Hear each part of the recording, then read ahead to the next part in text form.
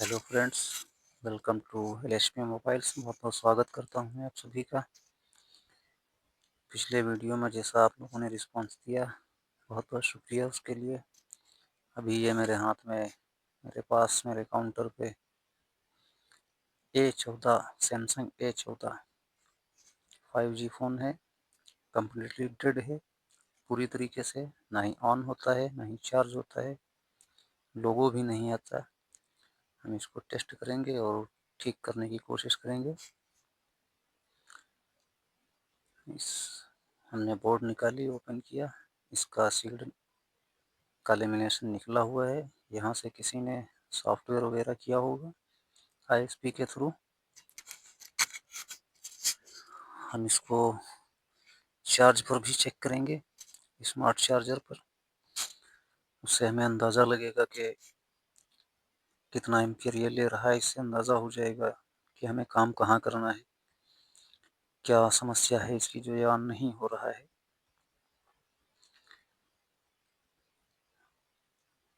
मैंने इस वीडियो में वॉइस ओवर किया है क्योंकि किसी कारण टेक्निकल इशू की वजह से मेरा माइक ऑफ हो गया था, शायद डिस्चार्ज हुआ होगा।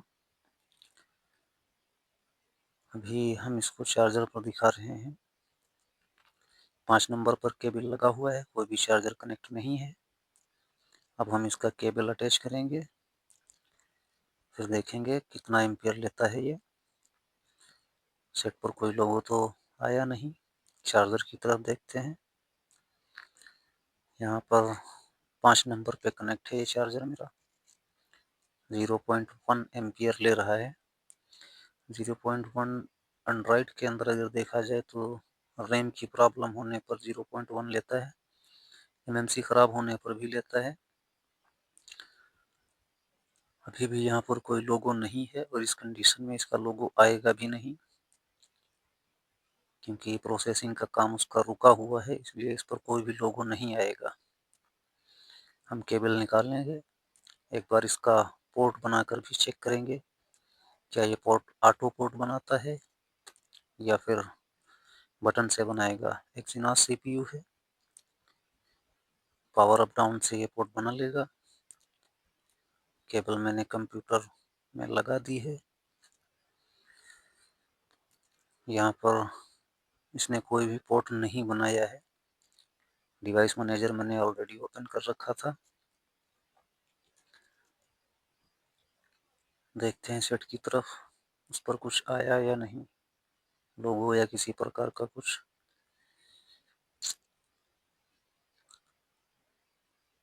यहाँ पर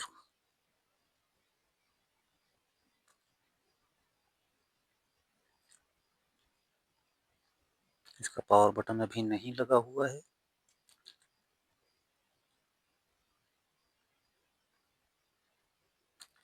इसने पोर्ट नहीं बनाया, इसलिए हमने केबल निकाल दी है।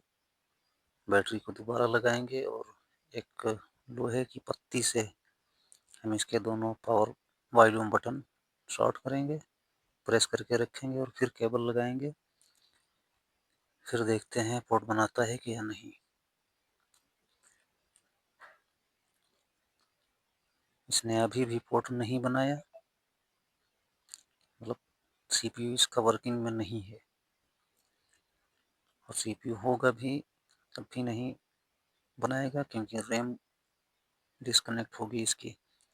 सैमसंग A14 खासकर इस मॉडल में से ड्रॉप डाउन होने से या पटके जाने से एमएमसी के कुछ बोल्ट डैमेज हो जाते हैं, बोर्ड से उसके प्रिंट टूट जाते हैं। जो आप एमएमसी उठाएंगे तो देखेंगे कि वो फ्रेश हैं, बिल्कुल ठीक हैं, ओके लगेंगे। टेस्ट करने पर कभी कभार रीडिंग भी देता है, मगर रीडिंग छोड़ती पकड़ती रहती है, कभी आएगी कभी नहीं आएगी। इस कंडीशन में हमें एमएमसी के बोल्ट्स पैड डैमेज होने पर माइक्रो जम्फरिंग करनी पड़ती है। हम भी वही करेंगे। सबसे पहले इसका एमएमसी उठाएंगे, फिर देखेंगे आगे क्या होता है। एक बार हम इसको इस तरह से चेक करेंगे कि इसका एमएमसी प्रेस करके देखेंगे, दबा के रखेंगे, क्योंकि अगर बॉल डैमेज है तो दबाने पर ये काम करने लगेगा। हमने इसका एमएमसी दबाया हुआ है हाथ से, फिर चेक कर रहे हैं ऑन करने पर, ये कोई रिस्पॉन्स नहीं दे रहा है।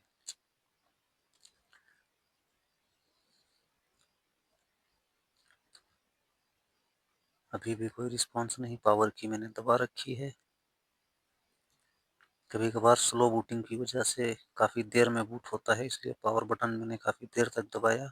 इतने टाइम में तो इसे बूट हो जाना चाहिए था। बैटरी निकाल कर दोबारा लगा दी, फिर से एमएमसी प्रेस करते हैं, फिर से पावर बटन दबाते हैं, कोई भी रिस्पॉन्स नहीं। अभी भी नहीं। ठीक है, हम इसको चार्ज पर लगाते हैं। ऐसे ही एमएमसी को प्रेस करते हैं, चार्ज पर लगाते हैं, फिर देखते हैं क्या होता है। अभी कुछ नहीं आया। पावर बटन दबाते हैं साथ में, शायद बैटरी डिस्चार्ज हो, मगर अभी भी कुछ भी नहीं आया है इस पर। एमएमसी को प्रेस करने पर ये आ गया, ये ऑन हो गया, सेकंड लोगो पे चला गया। जबकि जब एमएमसी मैंने प्रेस कर रखी है उस कंडीशन में ये है। एमएमसी को छोड़ेंगे ये फिर से ऑफ हो जाएगा। कोई तो वजह रही होगी जो मेरा माइक ऑफ हुआ था और मुझे वॉइस ओवर करनी पड़ी। इसका 100% पैड ही डैमेज है, क्योंकि M14 A14 इन दोनों सेट्स में ये प्रॉब्लम आती है। ये चार्जिंग का लोगो तो आ गया, अगर ये लोगो ही रहेगा फास्ट चार्ज पर नहीं जाएगा। इस तरीका से ये सर्कल बनकर आता है और अंदर परसेंटेज बैटरी का दिखाता है, वो नहीं आएगा, क्योंकि एक से अधिक बॉल भी डैमेज हो सकते हैं। ये कंडीशन अक्सर ड्रॉप डाउन में होती है, या फिर सेट को अगर कोई पटक दे तब ये कंडीशन होती है। चलो हम इसे ठीक करेंगे। इसका एमएमसी निकालेंगे, रिवॉल्व करेंगे, पैड चेक करेंगे, जंपर के लायक होगा तो जंपर करेंगे, जलेबी लायक होगा तो जलेबी बनाएंगे। मीठी होती है ना। चलो एक बार इसे हम चार्ज पर भी लगाते हैं। यहाँ पर क्या रिस्पॉन्स है इसका। यहाँ पर लोगो बन के आ चुका है, और चार्जर पर देखते हैं, लोगो बनकर आ चुका है।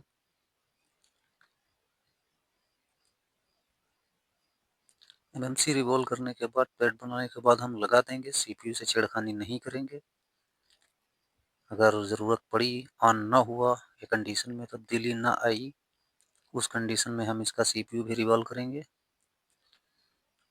क्योंकि हीट लगने की वजह से सीपीयू ड्रेन हो जाता है, ड्राई बॉल ड्राई सोल्ड हो जाती हैं।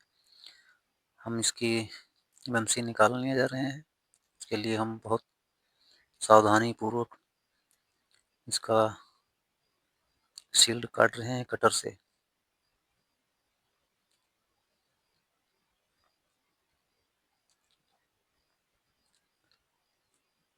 वीडियो को हम फास्ट फॉरवर्ड कर देंगे यहाँ से, देखेंगे फिर क्या बनता है। काफ़ी लंबी वीडियो है।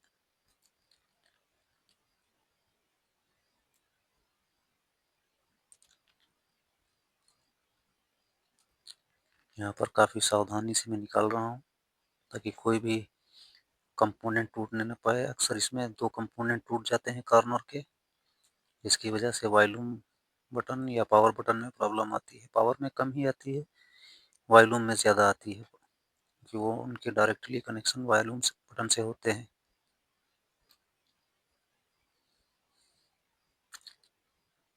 अपनी फील्ड में जो भी वर्क करो, काफ़ी सावधानी से करो, क्योंकि पार्ट्स कंपोनेंट्स बहुत नाजुक और बहुत छोटे होते हैं। एक बार अगर हाथ से निकल जाए तो ज़रूरी नहीं कि बोर्नियो पर उसका वैल्यू मिल जाए या डाटा मिल जाए। बहुत सारे सेट्स ऐसे हैं जिनका वैल्यू और डाटा नहीं मिलता है, और फिर वो फ़ोन नहीं चल पाते हैं। मान लो कोई रजिस्टर ही खो गई। अगर रजिस्टर खो गई तो आप कैसे जानेंगे इसका वैल्यू क्या है। या तो उसके लिए सेम बोर्ड हो, या फिर बोर्नियो पर डाटा हो, या फिर कुछ चीज़ें ट्रिक्स टिप्स ऐसी हैं जिनसे हमें अंदाज़ा होता है कि इस जगह पर कौन सी कंपोनेंट लगेगी। ये बिल्कुल फ्रेश कंडीशन में बोर्ड है। सॉफ्टवेयर के सिवा इसके साथ कोई छेड़छाड़ नहीं हुई थी।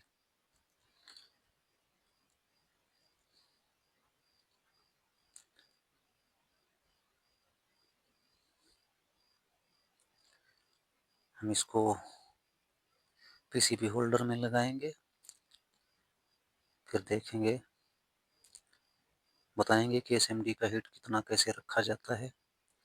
जो लोग पुराने हैं उन्हें तो पता है। हम इस पर लोहे का एक टुकड़ा जरूर रखेंगे। आप अगर टुकड़ा ना हो तो सिक्का भी रख सकते हैं, 5 का, 2 का,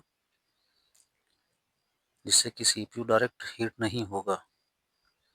लेकिन फिर भी इतना गैप रहता है कि अगर हीट अंदर लग जाती है तो सीपीयू ड्राई सोल्ड हो जाता है। हमने मैकेनिक का 559 पेस्ट लगा दिया है साइड में। कोई भी कंपोनेंट आईसी के साथ अटैच नहीं थे पेस्टेड होने से, इसलिए मैंने डायरेक्टली इसको निकाल रहा हूँ। ग्लू काटने की ज़रूरत नहीं पड़ी मुझे। ब्लेड मैंने चेंज कर लिया है, वो ग्लू कटर ब्लेड था और ये फ्लैट ब्लेड है, जिससे हम मेमोरी वगैरह, आईसीज वगैरह को उठाते हैं। नोजल भी मैंने चेंज कर रहा है। ये बड़ा नोजल लगाया है ताकि आसानी से पूरा आईसी हीट ले सके। एसएमडी की हीट हम रखेंगे 340, एयर 3 पे, 3 से 2.5 तक, 2.5 से 3 तक। हम इसको कुछ देर हीट करेंगे जब तक सोल्डर मेल्ट ना हो जाए। आस पड़ोस के कंपोनेंट और जो हम शील्ड निकालते हैं उसका सोल्डर होता है। मेल्ट हो जाने पर ही हम आईसी से छेड़ करते हैं, ताकि इससे पहले अगर करेंगे, ताकत लगाएंगे तो बॉल डैमेज हो जाएंगे या प्रिंट उखड़ आएंगे। जब प्रिंट उखड़ते हैं तो प्रॉब्लम खड़ी हो जाती है। कभी कभार ऐसे प्रिंट निकल जाते हैं जिससे बनाना आसान नहीं होता है। इसी तरह से चिप लेवल का काम हमारे यहाँ किया जाता है। एलएसपी मोबाइल्स, शहर बाजार, नियर बसर इंस्टीट्यूट, सिनेमा रोड, लहरपुर। अभी इसका सोल्डर मेल्ट हो जाएगा, फिर हम इसको ब्लेड अंदर करेंगे और आईसी को उठाएंगे।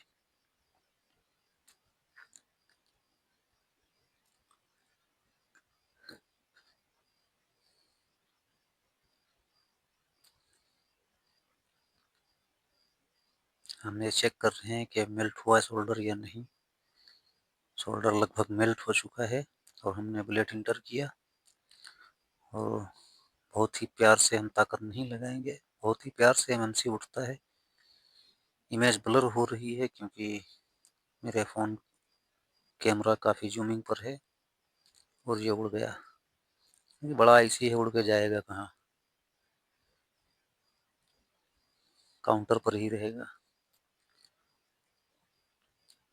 ने मेमोरी को निकाल लिया है।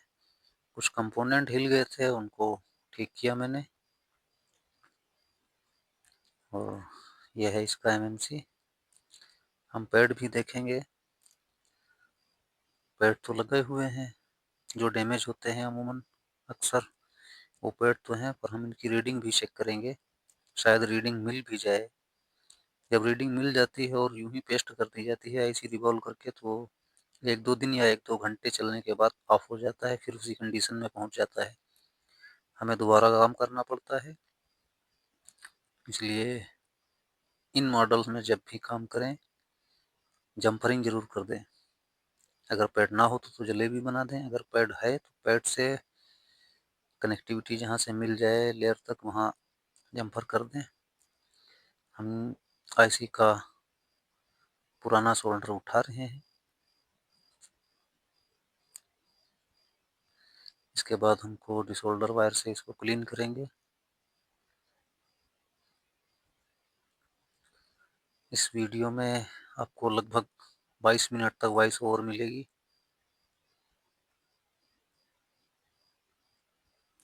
किसी प्रॉब्लम की वजह से वॉइस ओवर करनी पड़ रही है, क्योंकि माइक ऑफ हो गया था और इसकी वॉइस रिकॉर्ड नहीं हुई है। इसलिए हम वॉइस ओवर कर रहे हैं। ये डिसोल्डर माइक है हमारे पास रिलाइफ का। आप जो भी डिसोल्डर वायर यूज़ करते हैं काफ़ी लूज क्वालिटी का है। लूज मेरा मतलब नरम होता है ये। आप जितना ही नरम डिसोल्डर वायर इस्तेमाल करेंगे बोर्ड के स्क्रैच होने के चांसेस उतने ही कम है। मैं आपको ठीक से दिखा नहीं पाता हूँ इसलिए क्षमा चाहूँगा, क्योंकि मेरे माइक्रोस्कोप पर कैमरा नहीं लगा हुआ है जो मेरे अभी इस वक्त बजट के बाहर है। जब लगेगा तब शायद आपको क्लियरिटी और एक हर चीज़ अच्छी तरह से दिखा सकूँगा, सिखा सकूँगा। रिकॉर्डिंग मेरा चेला कर रहा है, शायद वो बहुत बेहतर तरीके से वीडियो रिकॉर्ड करना नहीं जानता होगा, फर्स्ट टाइम कर रहा है। यहाँ पर हमने क्लीनिंग इसकी कर ली है। अब वो हम कॉटन से इसको जो है क्लीन करेंगे, फिर देखेंगे पेट की क्या कंडीशन है।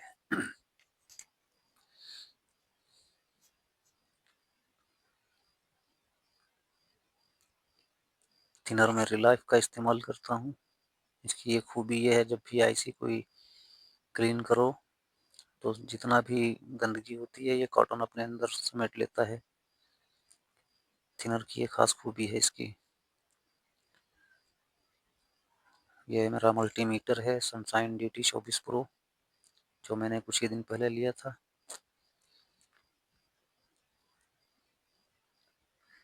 अब मैं इसकी पेट की कनेक्टिविटी चेक कर रहा हूँ, देखते हैं रीडिंग मिलती है। यहाँ तो रीडिंग आ रही है, दूसरे पेट पर भी आ रही है, तीसरे पर भी आ रही है। रीडिंग तो मिल रही है, पर हम इसको जम्पर ज़रूर करेंगे। देखिए कभी आती है कभी गायब हो जाती है। इसका मतलब कम्युनिकेशन डैमेज है इसका। टच हो जाता है तो आ जाती है, नहीं टच होता तो नहीं आती है। हम इसको जम्पर ज़रूर करेंगे, क्योंकि इस तरह से हम अगर आईसी लगा देंगे तो हो सकता है ऑन भी ना हो, या फिर 1-2 घंटे या 1-2 दिन चलने के बाद फिर से ऑफ हो जाए। ये MMC के पैड हैं, देख लो क्रिस्टल क्लीन। इसी तरह से क्लीनिंग करनी चाहिए, एक एक बॉल दिखनी चाहिए।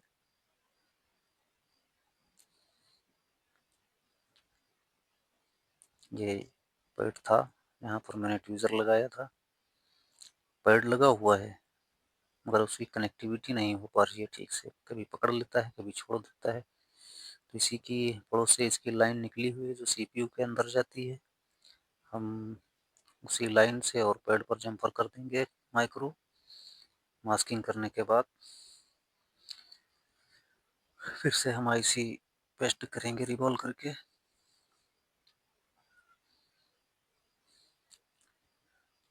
मगर फिर से हम कनेक्टिविटी चेक कर रहे हैं, अभी कनेक्टिविटी है।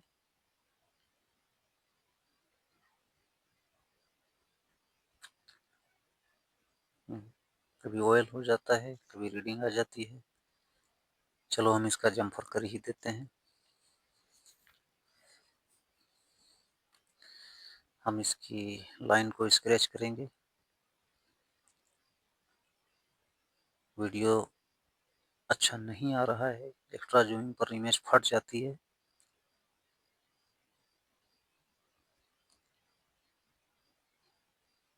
स्क्रैच करने के बाद हम जम्पर करेंगे, वो भी दिखाएंगे आपको।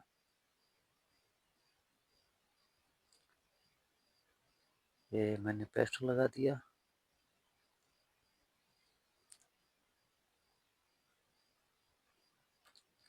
जो यूट्यूबर्स कंटिन्यू वॉइस ओवर करते रहते हैं उनका कॉन्फिडेंस अलग होता है। मैं वॉइस ओवर फर्स्ट टाइम कर रहा हूँ, मुझे अभी तक ज़रूरत नहीं पड़ी वॉइस ओवर करने की। यहाँ पर माइक्रो जम्पर हम करेंगे।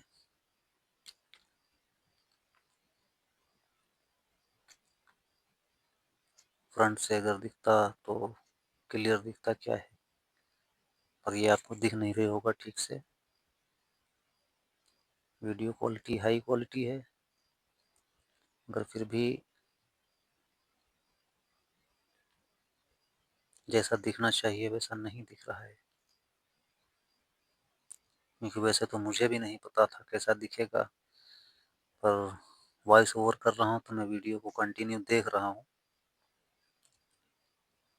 इसलिए जब मुझे ही दिख रहा है कि ये कैसा दिखता है, आपको कैसा दिखेगा पता नहीं।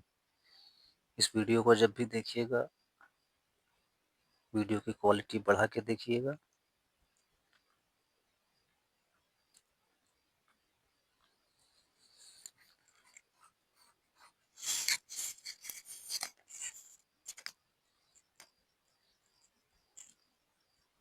जंपर हमने कर दिया है, दिखाते हैं आपको माइक्रोस्कोप पर।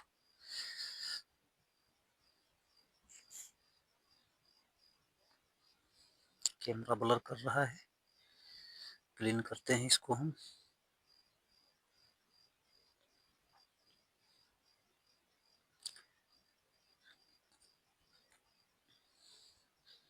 ये फर्स्ट वाली कॉर्नर वाली बॉल पे जंपर किया हुआ है। चलो अब हम मेमोरी को रिवॉल्व करते हैं, मास्किंग को यूवी लाइट के नीचे रख देते हैं और फिर मेमोरी को रिवॉल्व करते हैं।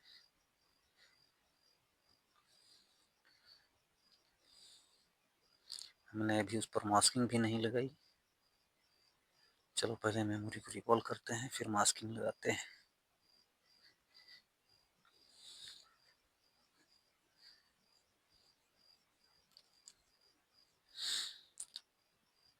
यहीं पर मेरा माइक ऑफ हुआ था।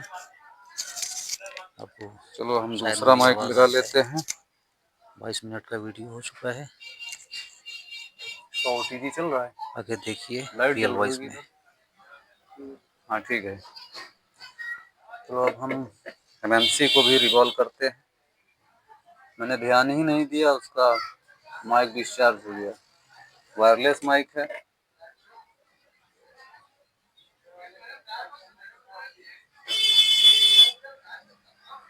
आप सभी से गुजारिश है कि वीडियो को लाइक शेयर कमेंट ज़रूर करें, सब चैनल को सब्सक्राइब जरूर करें। यहाँ पर आपको इस जैसी रिपेयरिंग की वीडियोस मिलती रहेंगी। अगर आप भी एक टेक्नीशियन हैं तब तो आपकी हेल्प भी हो जाएगी रिपेयरिंग में, और अगर आप टेक्नीशियन नहीं हैं, कम से कम इतना तो पता चलेगा आपका फ़ोन जो रिपेयर किया गया है वो किस तरह से रिपेयर होता है, क्या क्या टेक्नीशियंस को करना पड़ता है। अक्सर आदमी ये कहता है टेक्नीशियन ये किया वो किया, थोड़ा सा काम किया, 1500 रुपये ले लिए, 500 रुपये ले लिए। वीडियो को देखने से आपको पता चलेगा कितना रिस्क हम लोग उठाते हैं। हम लोग अक्सर कह देते हैं कि ये भैया डेड हो जाने पर हमारी जिम्मेदारी नहीं होगी। तो अब जब इतना इस तरीके से काम होगा तो फ़ोन है बहुत हल्की नाजुक सी चीज़, नाजुक सी बोर्ड, नाजुक आईसियाँ, कोई भी बोर्ड हीट करने पर ख़राब हो सकती है। हम सेफ्टी पूरी करते हैं, मगर फिर भी अगर कोई प्रॉब्लम आ गई तो हम कर भी क्या सकते हैं। हाँ, उसके बाद हमें ही भुगतना पड़ता है। कहीं से बोर्ड अरेंज करना, बोर्ड स्वैपिंग करना, क्योंकि बोर्ड चेंज करना इलीगल है। मैं किसी को राय नहीं देता कि आप बोर्ड चेंज करें। मैं तो यही बोलूँगा कि अगर स्वैपिंग का सिस्टम हो सके तो आप स्वैपिंग कर सकते हैं। अगर स्वैपिंग करते हुए ना बने तो कोई बात नहीं। अगर बोर्ड चेंज करवानी है तो आप सर्विस सेंटर से चेंज करवाइए, ताकि वहाँ के ऊपर बोर्ड आप ही के फ़ोन की होगी, जो फ़ोन के साथ IMEI के साथ रजिस्टर्ड कर दी जाती है, जिससे आपको कोई रिस्क नहीं होगा। मैं हमेशा यही रिकमेंड करूँगा कि आप किसी भी कस्टमर का बोर्ड स्वैपिंग तो कर सकते हैं, पर आप बोर्ड चेंज नहीं कर सकते हैं। बोर्ड चेंज मतलब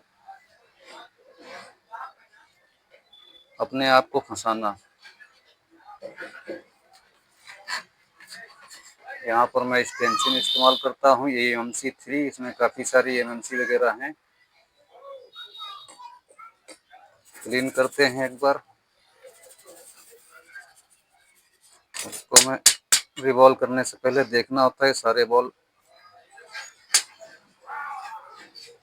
सुराख ओपन है या नहीं है, किसी में सोल्डर फंसा हुआ तो नहीं है। पीपीडी भी हम निकाल के रख लेते हैं। एसएमडी को भी सेट करते हैं। इसके नोजल हम बदल लेंगे ताकि रिवॉल्विंग में आसानी हो। एयर कम करेंगे, हीट 250 तक रखेंगे। इससे स्टेंसिल फूलने का खतरा बहुत कम हो जाता है। एसएमडी में कोई कारीगरी नहीं है, सिर्फ एयर और हीट का कॉम्बिनेशन समझना होता है कि चलाना कैसे है। आप किसी भी एसएमडी से काम कर सकते हैं, जरूरी नहीं कि आपके पास महंगी एसएमडी ही हो। मैंने तो हमेशा इसी से काम किया है और परफेक्ट रिवॉल्विंग होती है, सब कुछ ठीक रहता है। सेट भी रिटर्न बहुत कम आते हैं। अगर आप टेक्नीशियन हैं तो इस बात का ख्याल रखें कि अगर सेट रिटर्निंग का मसला कम रहेगा तो सफलता हमेशा आपके साथ रहेगी।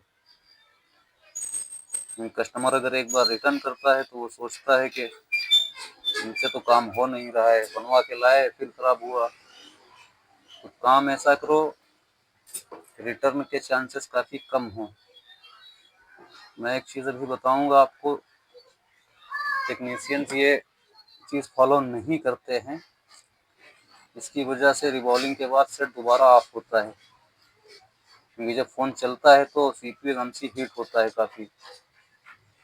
और अगर आप वो चीज़ फॉलो नहीं करेंगे, वो हीट ज़रूर होगा, हीट होगा तो वो प्रॉब्लम करेगा, क्योंकि वो मेल्ट हो जाएगा।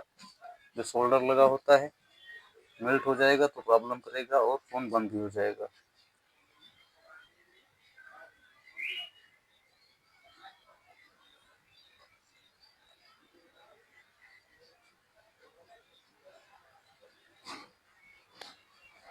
ये हमारा सोल्डर मेल्ट हो गया, बॉल बन गई, मगर अभी इसमें काम है। खास चीज़ यही होती है, मैं यही बताने को बोल रहा था, हर एक बॉल बराबर होनी चाहिए। अब ऐसे तो बराबर दिखेगी नहीं, जब इसको ब्लेड से इसको स्टेंसिल के बराबर रख के काट देंगे, एक शार्प ब्लेड होनी चाहिए। अब चाहें तो न्यू ब्लेड ले सकते हैं या मेरी तरह इस तरह का बना सकते हैं जो नाई के पास होता था पिछले वक्त में नाखून काटने के लिए।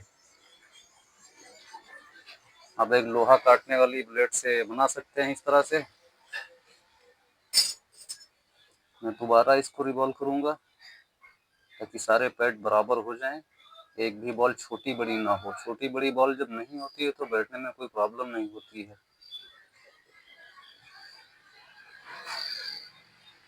हम इसको रिवॉल्व करके लगा देंगे, फिर देखेंगे अगर सेट की परफॉर्मेंस सही नहीं हुई, सिस्टम सही नहीं हो रहा है, फिर हम इसका सीपीयू भी रिवॉल्व करेंगे। रिवॉल्विंग का प्रोसेस मैं दिखा रहा हूँ, सीपीयू की रिवॉल्विंग का प्रोसेस नहीं दिखाऊंगा क्योंकि वीडियो बहुत लंबा हो जाएगा।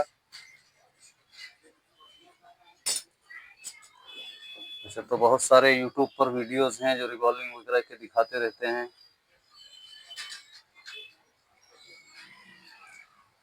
कुछ दोस्तों ने बोला था कि आप रिवॉल्विंग का नहीं दिखाते हो, इसलिए मैं दिखा रहा हूँ रिवॉल्विंग का। रिवॉल्विंग तो नॉर्मली वर्क है, इसमें कोई बड़ी बात नहीं है।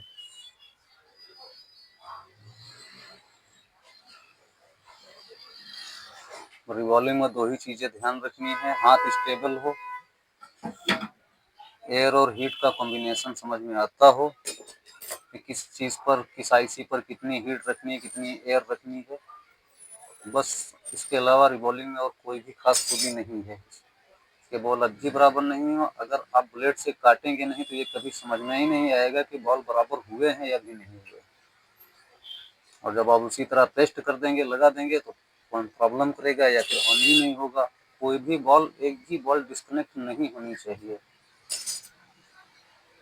कभी कभार ये होता है ग्राउंड की बॉल है, इससे क्या लेना देना, इसको क्या करें, बट वो ग्राउंड किसी स्पेशल जगह पर जा रहा होता है, और जब स्पेशल जगह पर ग्राउंड नहीं मिलेगा तो वो उसका सेक्शन काम नहीं करेगा। काम नहीं करेगा तो फोन ऑन नहीं होगा। फिर टेक्नीशियन सोचता है चलो हटाओ, ये ऑन नहीं हो पाएगा, इसकी बोर्ड में प्रॉब्लम है, कुछ भी है, कुछ भी समझ सकता है। क्योंकि इस प्रोसेस में थोड़ा वक्त लगता है, और वक्त लगने के बाद जब सेट ऑन नहीं होता है तो एक टेक्नीशियन ही समझ सकता है कि उस पर क्या बीतती है। ये फ़ोन के अंदर सबसे बड़ा टाइम लगने वाला यही काम है। मेरी ये रिवॉल्व हो चुकी है आईसी, तो मैं निकाल लेता हूँ इस तरह से, और एक बार इसको क्लीन करते हैं, फिर देखते हैं, दिखाते हैं आपको सारे बॉल सेम टू हैं या नहीं।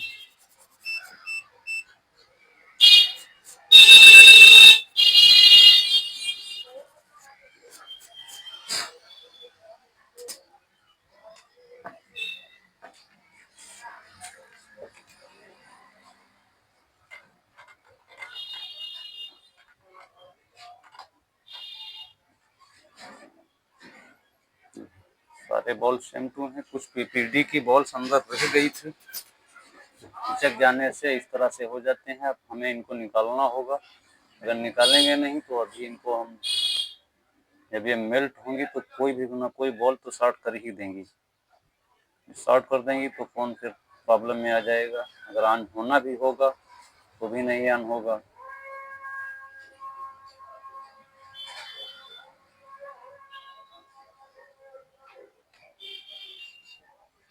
रिवॉल्विंग में ये चीज़ें खासकर ध्यान रखनी होती हैं। इन चीज़ों का आप ख्याल रखेंगे रिवॉल्विंग करते समय तो चांसेस ज़्यादा हैं कि फ़ोन सक्सेस होगा।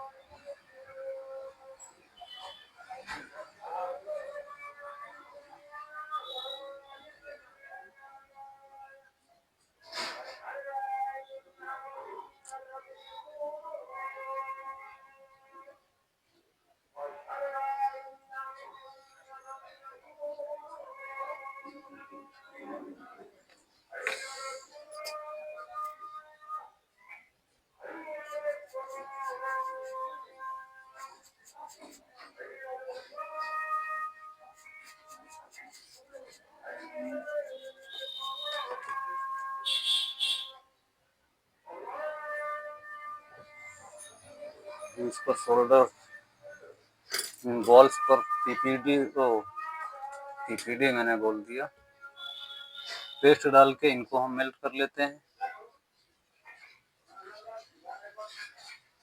इस तरह मेल्ट करने पर एक चीज़ का ध्यान रखना होगा कि बॉल आपस में कोई शॉर्ट ना हुई हो।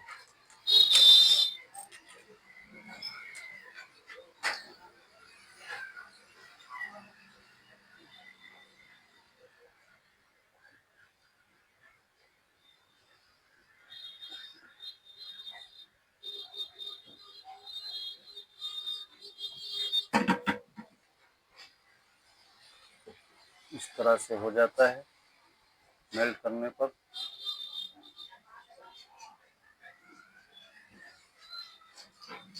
चलो अब हम इसको पेस्ट करते हैं फ़ोन पे।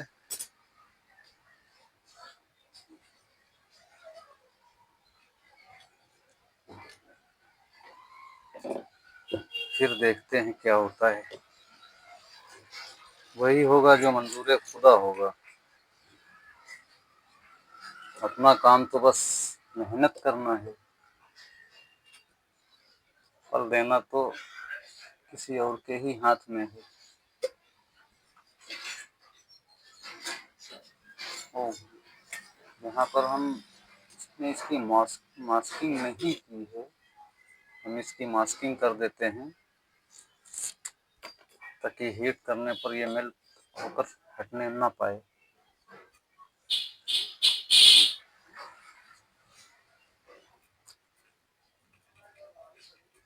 ये चीज़ कभी ना भूलें, क्योंकि अगर आप जम्पर को ऐसे ही छोड़ देंगे तो मेल्ट होगा और हट जाएगा अपनी जगह से, और हमारा काम दोबारा उतना ही ज़्यादा फिर से करना पड़ेगा।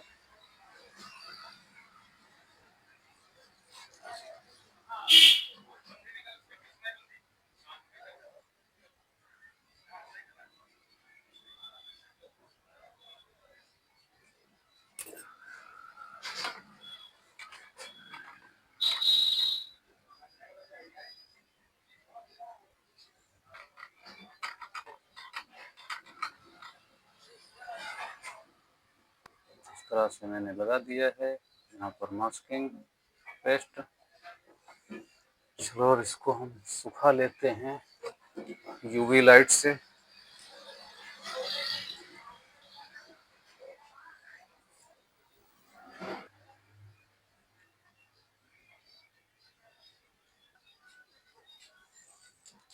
हम इस पर आईसी पेस्ट करते हैं।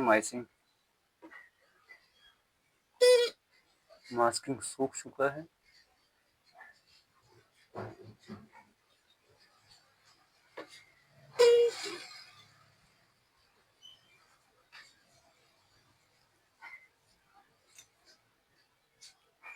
लगाते हैं इसका एमएमसी, काम करते हैं।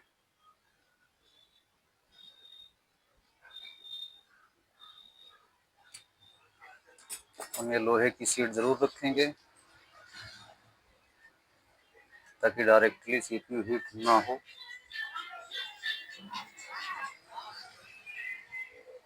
कोशिश करेंगे कि सीपीयू ड्रेन ना हो, अगर फिर भी हो जाता है इसके नोजल हम चेंज करेंगे, बड़ा लगाएंगे।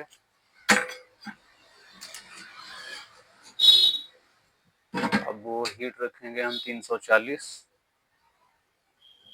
एयर रहेगी 3 पर। एक ट्वीजर लेंगे, हम यहाँ पर हीट करेंगे जब तक आईसी मेल्ट हो जाती है। यदि आईसी मेल्ट हो जाएगी तो साइड से पेस्ट निकलने लगेगा। साइड से पेस्ट निकले तो समझ लेना कि आईसी चिपक चुकी है।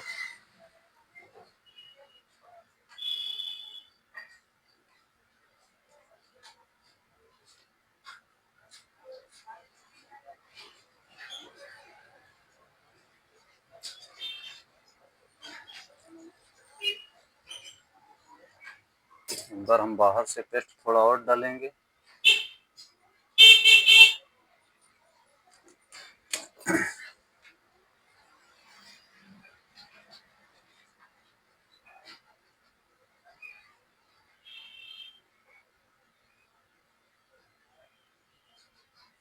हमने आईसी मूव करके देख ली है, आईसी प्रॉपर लग चुकी है। हमारा स्टोरेज आईसी पेस्ट हो चुका है।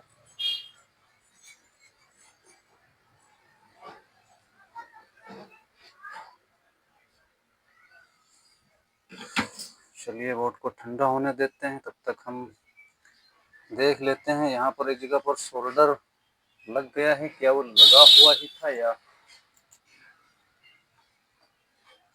आईसी रिमूव करते समय लग गया है।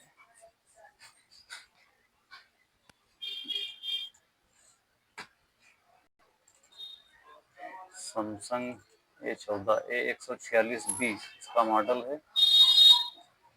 तो A146 136 146B 5G का कंपोनेंट नेम खोलते हैं। यहाँ से हमें बोर्ड व्यू दिखेगा।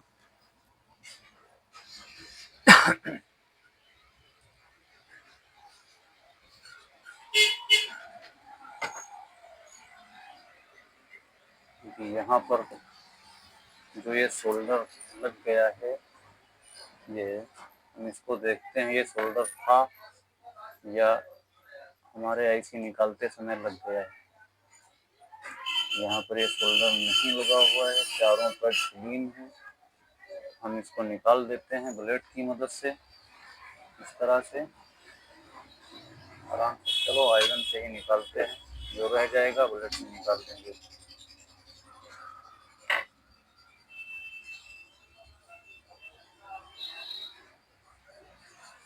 चलो क्लीन हो गया है।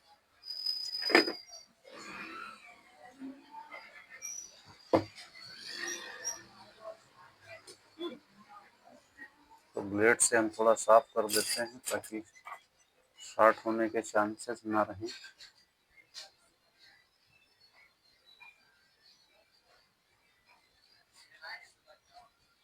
ठीक है,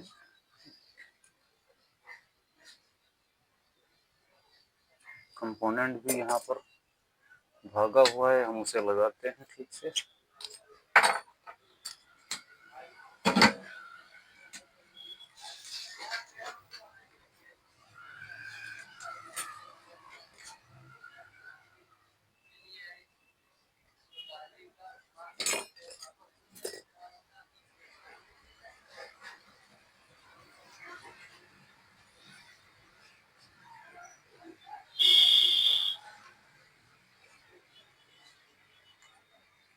सीपीयू रिवॉल्विंग के समय हमें एक एक कंपोनेंट का खास ख्याल रखना होता है, कहाँ से कौन सी कंपोनेंट कौन सा काम कर रही है,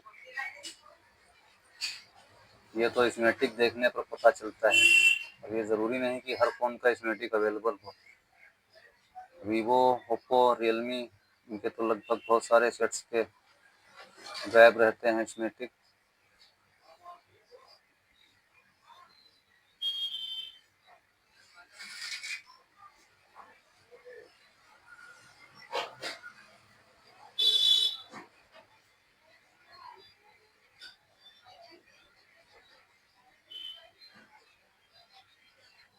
हमने उस रजिस्टर को उसकी सही जगह पर पेस्ट कर दिया, लगा दिया है। वो इंतज़ार करेंगे थोड़ा बोर्ड का ठंडा होने का।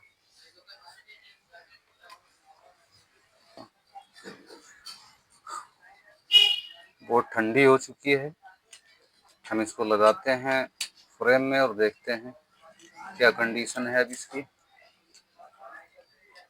हम पहले चार्ज पर लगाएंगे, अगर चार्ज लोगो और फास्ट चार्जिंग दिखा दिया तब तो सेट ओके माना जाएगा। फिर ऑन करके देखेंगे। हमने बैटरी भी लगा दी इसकी और 5 नंबर चार्जर इसे भी इंसर्ट करते हैं। ये अभी 0.1 ही ले रहा है, मतलब इसकी प्रॉब्लम सॉल्व नहीं हुई। अगर हम बोर्ड को प्रेस करते हैं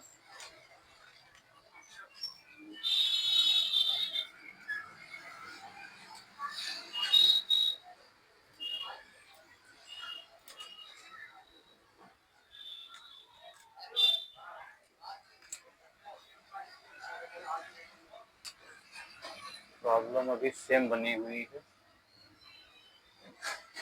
हमें इसका सीपीयू भी रिवॉल्व करना पड़ेगा। चलो इसका सीपीयू भी रिवॉल्व कर देते हैं, फिर मिलते हैं।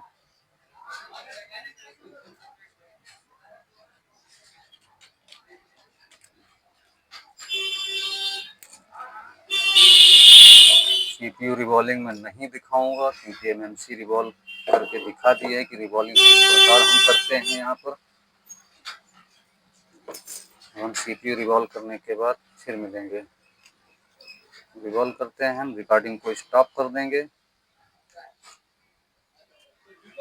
तो दोस्तों मैंने इसका सीपीयू रिवॉल्व कर लिया है, बोर्ड भी ठंडा हो चुका है, देख सकते हैं।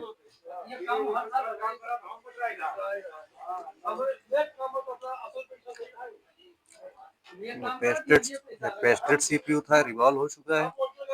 अब हम इसको लगाते हैं। इस वीडियो के शुरुआत में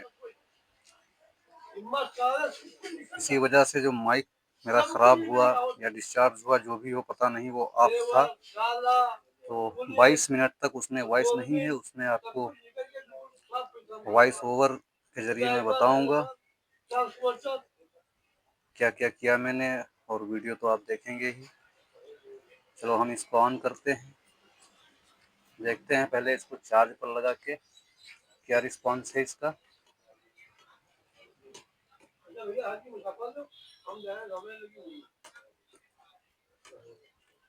हमने दोनों पट्टे कनेक्ट कर दिए, बैटरी भी लगा देते हैं और चेक करते हैं। ये केबल 1 नंबर पर लगी हुई है, अभी फिलहाल कोई चार्जर नहीं लगा है, यही केबल है। चलो देखते हैं।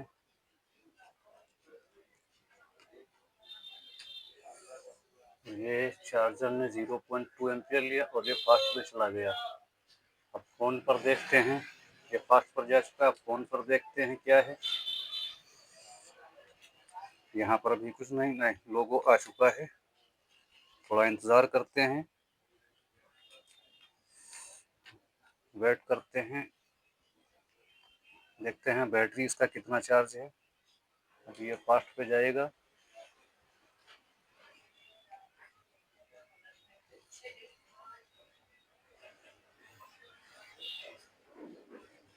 एक नंबर पे चल रहा है हमारा चार्जर 5 वोल्ट 1.6 एम्पियर।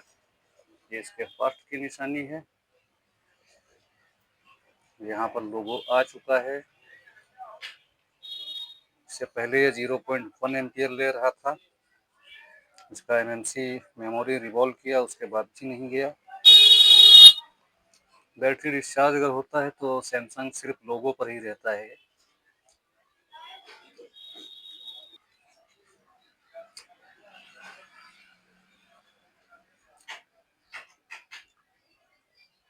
और ये फोन ऑन हो चुका है। ओह, अप्सरा भाई, शायद किसी बस वाले का फोन है ये। इस पर बस की फोटो लगी हुई है। हालांकि जिस दुकानदार ने भेजा है मेरे पास,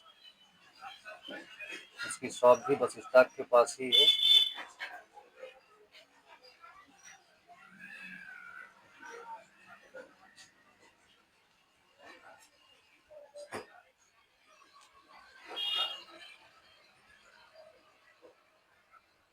ये देखते हैं टच वर्किंग है कि नहीं। टच भी प्रॉपर ओके, पासवर्ड लगा हुआ है।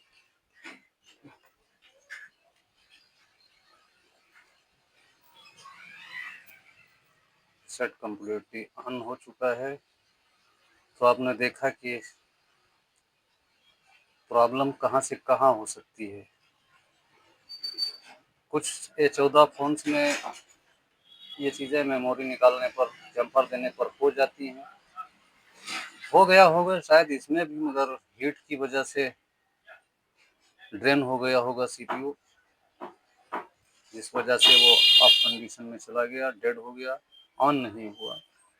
सीपीयू रिवॉल्व के बाद ये प्रॉपर ऑन हो गया है, प्रॉपर वर्किंग में है। देख सकते हैं आप,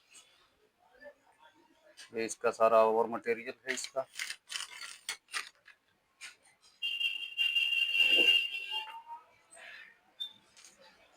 तो आपने देखा इस प्रकार ये फोन रिपेयर हुआ। इस वीडियो को देखने के लिए धन्यवाद। मिलते हैं किसी और वीडियो में किसी और टॉपिक के साथ। LHP मोबाइल्स, लहरपुर, नियर शहर बाजार, बसर इंस्टीट्यूट के सामने हमारी शॉप है। आप संपर्क कर सकते हैं। प्रॉब्लम कोई भी हो, देखेंगे तो हम। कांटेक्ट नंबर मिल जाएगा आपको बहुत जल्दी।